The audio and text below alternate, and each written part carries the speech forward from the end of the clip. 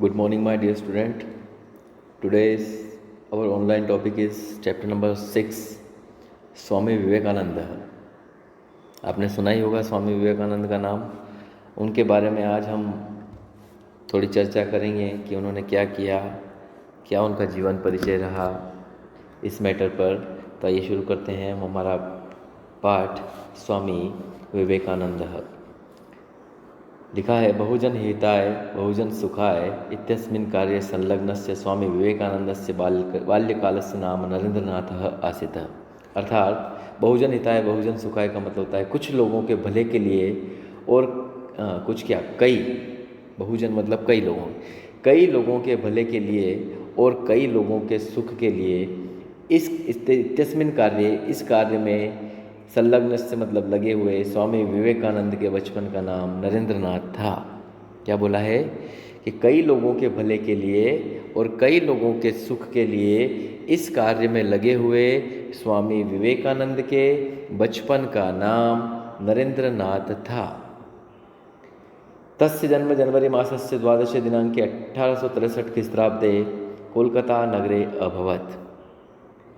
उनका जन्म 12 जनवरी 12 दिनांके मतलब 12 जनवरी मासस्य, उनका जन्म 12 जनवरी सन 1863 ईस्वी को कोलकाता नगर में हुआ।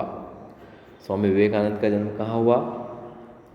12 जनवरी सन 1863 को कोलकाता नगर में हुआ। तस्य मातु नाम भुवनेश्वरी देवी आसीत्। उनकी माता का नाम भुवनेश्वरी देवी था। तस्य पिता विश्वनाथ दत्त लब्ध प्रतिष्ठ अभिभाषक आसीत्। लब्ध प्रतिष्ठ का मतलब होता है ख्याति प्राप्त, जिसको बोलते हैं फेमस। तस्य पिता विश्वनाथ दत्त लब्ध प्रतिष्ठ अभिभाषक आसीत्। अभिभाषक का मतलब होता है वकील।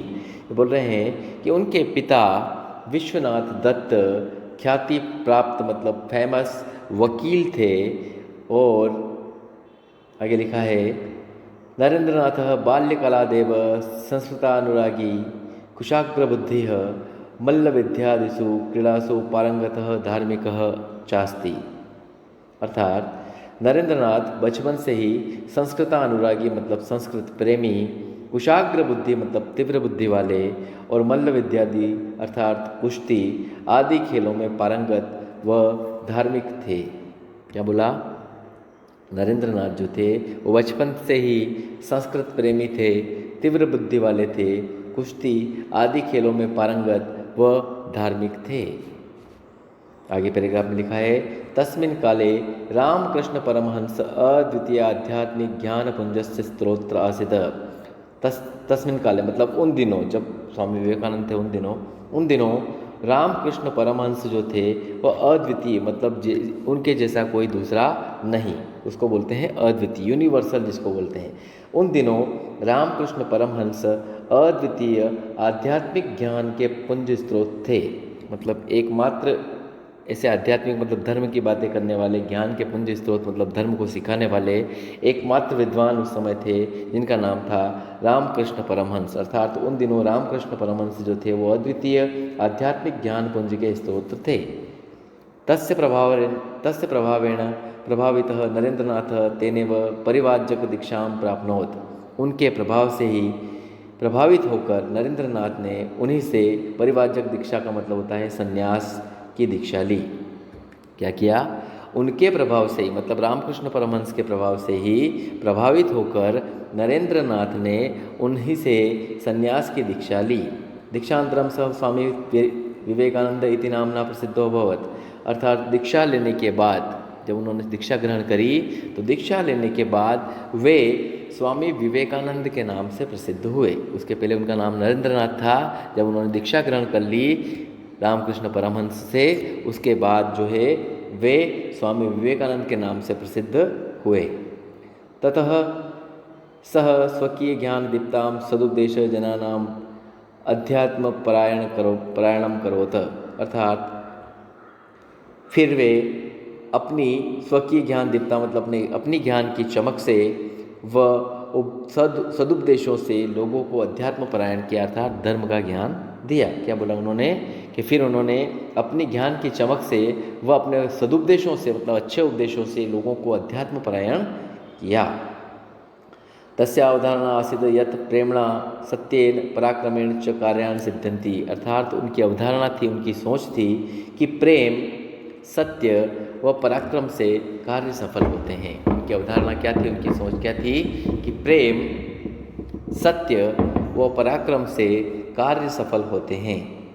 आगे लिखा है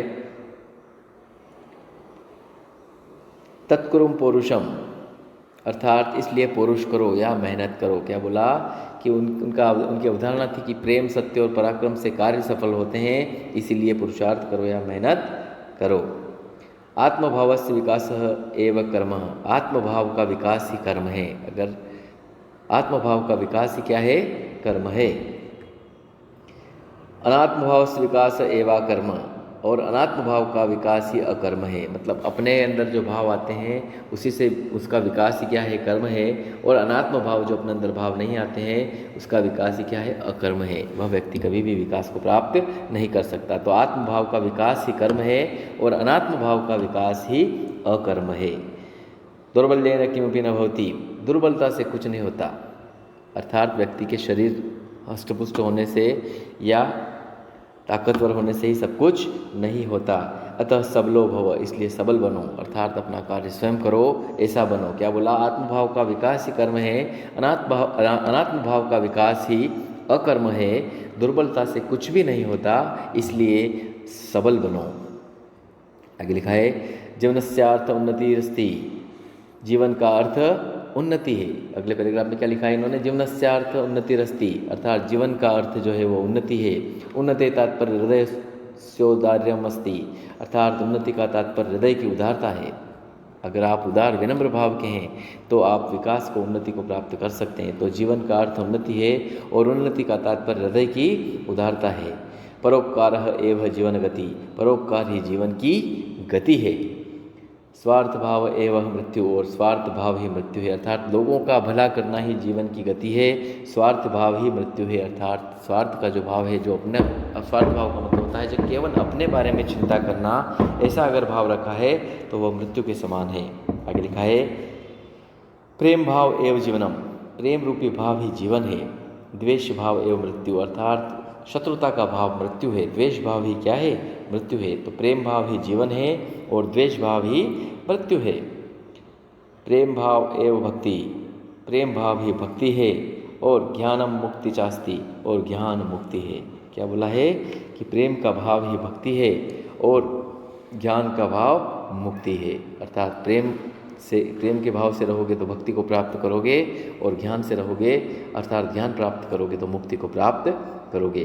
प्रेम बिना नेदम यदिदम उपासते, अर्थात प्रेम के बिना इसकी उपासना नहीं होती, अर्थात व्यक्ति को प्रेम रूपी बनना चाहिए और प्रेम की उपासना इसके बिना, अर्थात प्रेम के बिना इसकी उपासना नहीं हो सकती, अर्थात जीवन की उपासना बिना प्रेम के नहीं हो सकती। आगे लिखा है सर्वथा दरिद्र नारायणों सेवितव्य, दरिद्र नारायण हर तरह से सेवा योग्य है। दरिद्र नारायण जो है वो हर तरह से सेवा योग्य है। आगे लिखा है यतो ही बुभुक्षित दीनः उपेक्षितः विकलांगजनः दुर्बलः एव साक्षादीश्वरः, अर्थात उन्होंने बोला है कि दरिद्र नारायण हर तरह से सेवा योग्य है, क्योंकि भूखे, बुभुक्षित का मतलब होता है भूखे, दीन, उपेक्षित, विकलांग या अपाहिज लोग व दुर्बल ही साक्षात व ईश्वर है। उन्होंने क्या बोला है विवेकानंद ने कि दरिद्र नारायण हर तरह से सेवा योग्य है। उन्होंने किसको भगवान बोला है, भूखे, दीन, उपेक्षित, अपाहिज लोग व दुर्बल ही साक्षात ईश्वर है। अतः एतेषाम उपासनाम एवं ईश्वरस्य आराधना अस्ति, अर्थात इन लोगों की उपासना, अर्थात भूखे, दीन, उपेक्षित, अपाहिज या दुर्बल लोगों की ही साक्षात ईश्वर है, और इन लोगों की उपासना करना ही ईश्वर की उपासना है। आगे लिखा है चारित्र बलम धारयत अनेनैव सर्वत्र विजयो भविष्यन्ति, चरित्र बल को धारण करो। किसको, चरित्र बल को धारण करो, इससे ही सब जगह पर जीत होगी। चरित्र बलम धारयत अनेनैव सर्वत्र विजयो भविष्यति, चरित्र बल को धारण करो इससे ही सभी जगह पर जीत होगी। दाता भव, दानी बनो। दाता भव का मतलब होता है दानी बनो।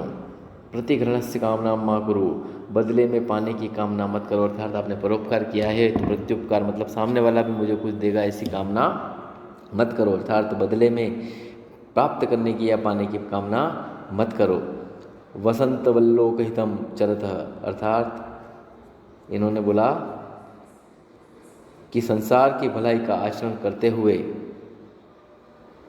रहो। अर्थात क्या करो, हमेशा ये मन में सोचो कि हम संसार की भलाई करते रहें। तो क्या लिखा है, वसंत वल्लोकहितम, लोकहितम मतलब भलाई का, वसंत वल्लोकहितम चरत, अर्थात संसार की भलाई का आचरण करते हुए रहो।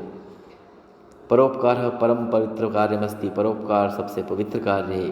परोपकारेण चित्तम शुद्धयति, परोपकार करने से चित्त अर्थात मन शुद्ध होता है। अनेनैव ईश्वर प्राप्ति संभवा, और इसी से ईश्वर की प्राप्ति संभव होती है, या इससे ही ईश्वर की प्राप्ति ईश्वर की प्राप्ति की संभावना रहती है। अर्थात हमेशा परोपकार करते रहना चाहिए। परोपकार एक पवित्र कार्य है। संसार की भलाई का आचरण करते रहना चाहिए, दानी बनना चाहिए, बदले में कुछ भी पाने की कामना नहीं करना चाहिए, चरित्र बल धारण करना चाहिए। इससे सब जगह पर क्या होती है, जीत होती है। अगले पैराग्राफ में लिखा है, सह वेदांत प्रचाराय स्वकीय अखिलानाम जीवनम समर्पयामास, इन्होंने वेदांत के प्रचार के में अपना पूरा जीवन समर्पित कर दिया। अर्थात वेदांत प्रचारा, इन्होंने वेदांत के प्रचार में अपना पूरा जीवन समर्पया मतलब पूरा जीवन समर्पित कर दिया। तेन हिंदू धर्म संस्कृतिश्च प्रसारित, उन्होंने हिंदू धर्म और संस्कृति का प्रसार, उससे क्या हुआ, क्या बोला उन्होंने वेदांत के प्रचार में अपना पूरा जीवन समर्पित कर दिया, जिससे या उनके द्वारा हिंदू धर्म और संस्कृति का क्या हुआ, प्रसार हुआ। उन्होंने हिंदू धर्म को और भारतीय संस्कृति को क्या किया, प्रचार प्रसार और उसको प्रसारित किया। सह न केवल परिव्राजक अपितु परोपकारी दाता लोक सेवक महान देशभक्त चास्थित, वे केवल सन्यासी ही नहीं थे बल्कि परोपकारी थे, दानी थे, लोक सेवक थे मतलब लोगों की सेवा करने वाले थे, और महान देशभक्त भी थे।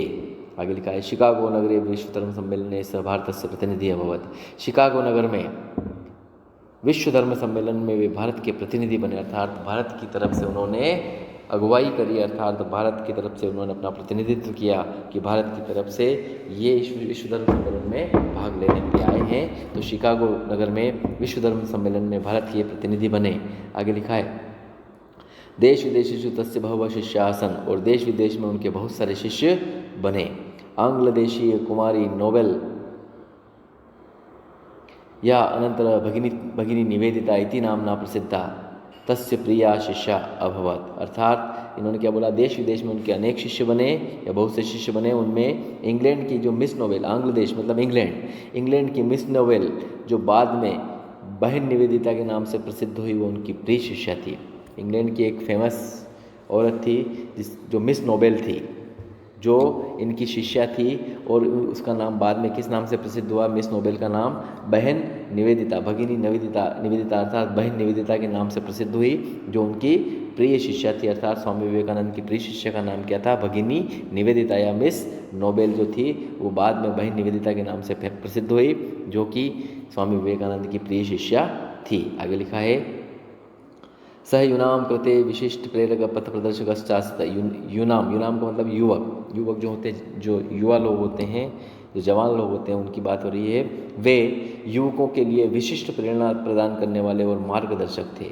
क्या बोला इन्होंने, सह यूनाम कृते विशिष्ट प्रेरक पथ प्रदर्शक मतलब मार्गदर्शक, पथ प्रदर्शक का मतलब मार्गदर्शक। ये बोल रहे हैं कि स्वामी विवेकानंद जो थे वे युवकों के लिए विशिष्ट प्रेरणा प्रदान करने वाले, मतलब एक अलग से प्रेरणा देने वाले और मार्गदर्शक थे, उनको रास्ता दिखाने वाले थे। भारतीय स्वतंत्रता संग्रामों अपि तस्य ऊर्जस्वलानि भाषणानि स्वाधीनता सैनिकानां कृते प्रेरणास्पदानि, अर्थात भारतीय स्वतंत्रता संग्राम में भी उनके जो ऊर्जस्वलानि मतलब जो ओजस्वी भाषण थे वो स्वाधीनता के लिए सैनिकों के प्रेरणादायक थे। अर्थात लोगों को अंदर से अपने हृदय को स्पंदित करने वाले, अर्थात भारत के प्रति स्वतंत्रता का भाव जागृत करने वाले ऐसे भाषण जो उनके थे, जो स्वाधीनता में सैनिकों के लिए प्रेरणादायक बने। अर्थात जब भारत स्वतंत्र होने की कगार पर था, जब सैनिक अपने हाथ में तलवारें और बंदूकें लेकर चल रहे थे, उस समय उनके प्रेरणा स्रोत बने, अर्थात लोगों के मन में वो भाव जागृत हुए कि स्वामी विवेकानंद ने हमें इस प्रकार के संदेश दिए थे। तो ये बोले भारतीय स्वतंत्रता संग्राम में भी उनके जो ओजस्वी भाषण थे वो स्वाधीनता में अर्थात स्वतंत्रता के समय सैनिकों के लिए प्रेरणादायक बने या प्रेरणादायक थे। आगे लिखा है उत्तिष्ठत जागृत प्राप्य वरान्य बोधत, अर्थात उठो जागो, वरान्य बोधत मतलब लक्ष्य को प्राप्त करो। ये बोले उठो जागो और लक्ष्य को प्राप्त करो। इत्युपनिषद ध्येय वाक्यम सह जीवने धार्यत, और इस प्रकार का ध्येय वाक्य उन्होंने अपने जीवन में धारण किया। उपनिषद का जो ये ध्येय वाक्य है कहाँ का है, ये वाक्य कहाँ से आया है कि उत्तिष्ठ जागृत प्राप्य वरान्य बोधत, ये उपनिषद के अंदर से आया है। जो हमारा एक प्रसिद्ध ग्रंथ है उसके अंदर उपनिषद के अंदर से आया है कि उठो जागो लक्ष्य को प्राप्त करो। इस उपनिषद का यह जो ध्येय वाक्य है ये उन्होंने अपने जीवन में धारण किया। आखिरी पैराग्राफ देखना, अहर्निश ब्रह्म कर्म साधना साध्यमान एवं जुलाई मासस्य चतुर्थे दिनांके 1902 ख्रीष्टाब्दे सह ब्रह्मलीनो जातः, अर्थात अहर्निश मतलब रात दिन, ब्रह्म कर्म साधना ब्रह्म कर्म की साधना करते हुए जुलाई महीने के चौथे दिन मतलब 4 तारीख को सन 1902 ईस्वी में ब्रह्मलीन हो गए। कौन? स्वामी विवेकानंद मृत्यु को प्राप्त हो गए या ब्रह्मलीन हो गए। क्या बोला इन्होंने कि दिन रात दिन ब्रह्म कर्म की साधना करते हुए 4 तारीख को जुलाई महीने में सन 1902 को वे ब्रह्मलीन हो गए, अर्थात मृत्यु को प्राप्त हो गए 4 जुलाई 1902 को। आगे लिखा है सह न केवल भारते अपितु विदेशेष्वपि प्रसिद्ध, वे न केवल भारत में बल्कि विदेश में भी प्रसिद्ध हैं। आगे लिखा है तेन भारत से प्राचीन गौरवम विदेशेषु स्थापित, उन्होंने उनके द्वारा भारत का प्राचीन गौरव जो है विदेशों में स्थापित किया, अर्थात भारत को लोग विदेशों में भी जानने लग गए। तो उनके द्वारा भारत का जो प्राचीन गौरव है वह विदेशों में भी स्थापित किया। आगे लिखा है रविंद्रनाथ टैगोर कथयति, अर्थात रविंद्रनाथ टैगोर ने कहा है या कहते हैं यत यदि कोपि भारतीय संस्कृति ज्ञातुम इच्छति तर्हि प्रथम तेन स्वामी विवेकानंद विषय पठितव्य, अर्थात स्वामी विवेकानंद ने अपने शब्दों में लिखा है कि यदि कोई भारत की संस्कृति को जानना चाहता है कि भारतीय संस्कृति कैसी है या भारत के विषय में जानना चाहता है तो सबसे पहले स्वामी विवेकानंद के विषय में पढ़ लेना चाहिए या पढ़ना चाहिए, तभी भारतीय संस्कृति के बारे में आप अच्छे से या भली भांति ज्ञान प्राप्त कर सकते हैं। तो स्वामी विवेकानंद के बारे में रविंद्रनाथ टैगोर ने क्या कहा, जो भारतीय संस्कृति को अच्छे से जानना चाहता है तो वह सबसे पहले स्वामी विवेकानंद के विषय में उसको पढ़ लेना चाहिए। तो हमने देखा स्वामी विवेकानंद एक मतलब परोपकारी सन्यासी ही नहीं बल्कि परोपकारी दानी और लोक सेवक थे और महान देशभक्त थे। उन्होंने शिकागो नगर में भारत के धर्म सम्मेलन का प्रतिनिधित्व किया। उनकी जो प्रिय शिष्या थी वो बहन निवेदिता थी, जो मिस नोबेल के नाम से प्रसिद्ध थी, वो बाद में मिस बहन निवेदिता के नाम से प्रसिद्ध हो गई। उनके जो ओजस्वी भाषण थे वो स्वाधीनता में सैनिकों के लिए जो प्रेरणादायक बने और उनका एक ध्येय वाक्य था कि उठो जागो लक्ष्य को प्राप्त करो। इस प्रकार से दिन रात ब्रह्मकर्म की साधना करते हुए, दिन रात मेहनत करते हुए 4 जुलाई सन 1902 को स्वामी विवेकानंद जो थे वो ब्रह्मलीन हो गए, अर्थात मृत्यु को प्राप्त हो गए। वे भारत में ही नहीं बल्कि विश्व में भी या विदेशों में भी प्रसिद्ध हुए और उन्होंने भारत का गौरव, प्राचीन गौरव जो था वो विदेशों में स्थापित किया। उनके लिए अंत में रविंद्रनाथ टैगोर क्या कह गए कि जो भारत की संस्कृति को जानना चाहता है उसको सबसे पहले स्वामी विवेकानंद के बारे में पढ़ लेना चाहिए। तो यहाँ हमारा छठा पाठ स्वामी विवेकानंद संपूर्ण हुआ। मैं आशा करता हूँ कि आपको ये पाठ अच्छे से समझ में आया होगा और इसके क्वेश्चन आंसर आपको PDF द्वारा भेज दिए जाएंगे। धन्यवाद। Good bye my dear student, bye bye.